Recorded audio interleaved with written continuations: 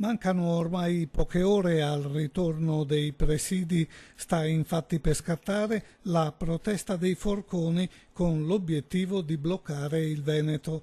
Varie iniziative avranno luogo dal 5 dicembre fino al 9. A guidare il movimento nella nostra regione un ragazzo di 22 anni, Vito Collins Babila, cintura nera di karate e portavoce dei forconi veneti.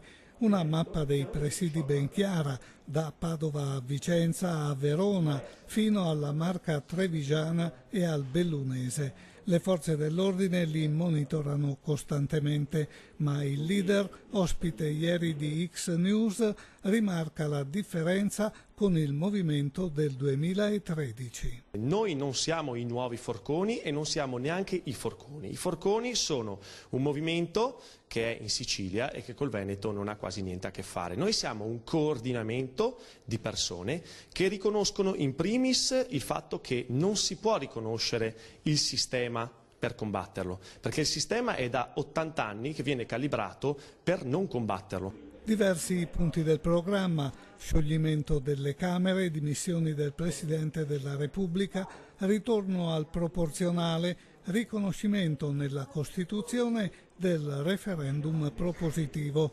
Geremia Agnoletti, già vice di Chiavegato nel Movimento Edizione 2013, è piuttosto critico.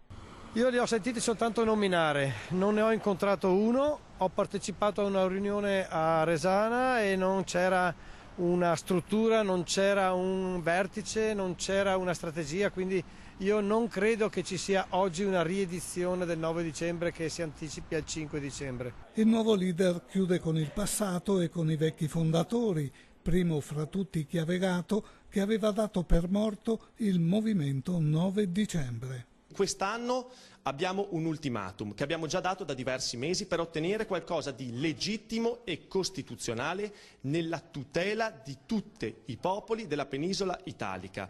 Questo ultimatum scade appunto il 9 dicembre, dopodiché la responsabilità se la prenderanno i garanti della Costituzione, chi giura di difendere il popolo.